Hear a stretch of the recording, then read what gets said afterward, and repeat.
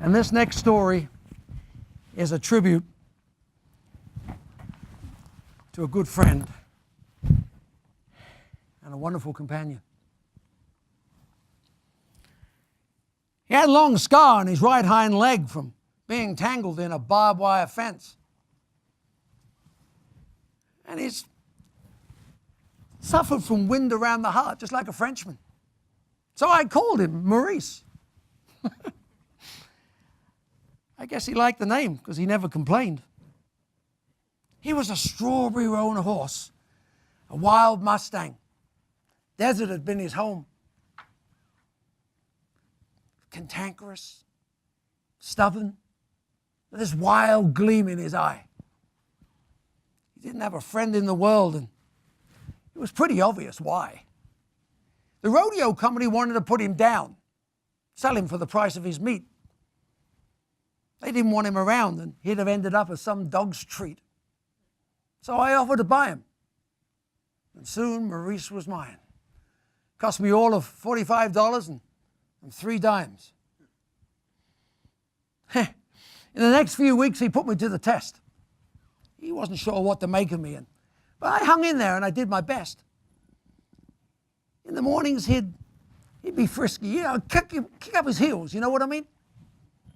But after a few miles, he'd settle in, and slowly but surely, we became a team.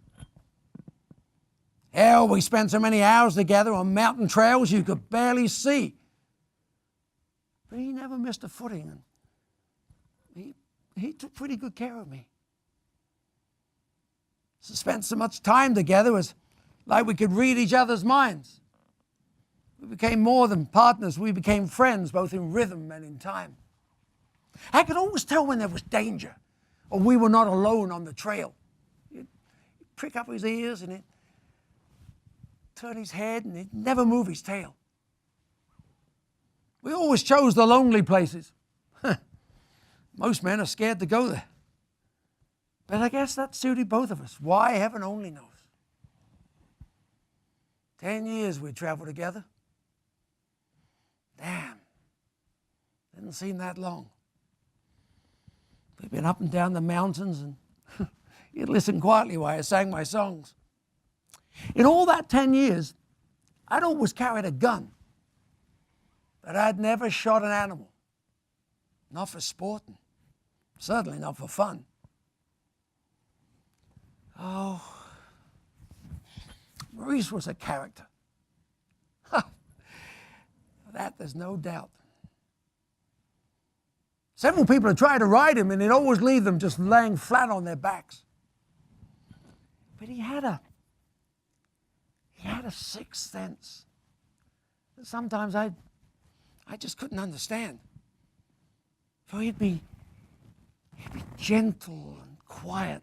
When I put a kid on his back and I just lead him around.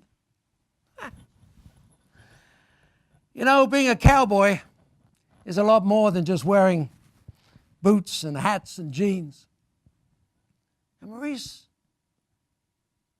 taught me how to be a friend, how to have one-sided conversations, and how to talk about my dreams.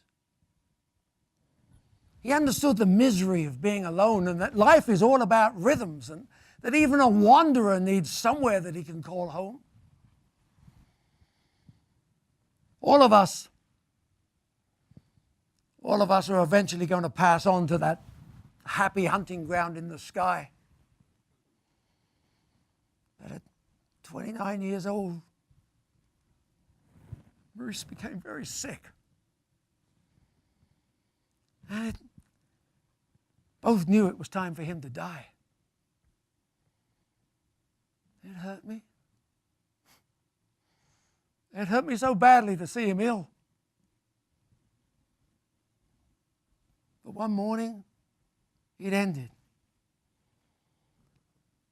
And his body felt no more pain, and he lay there, just lay there quiet and still. I bet he's up there somewhere, riding trails on higher ground.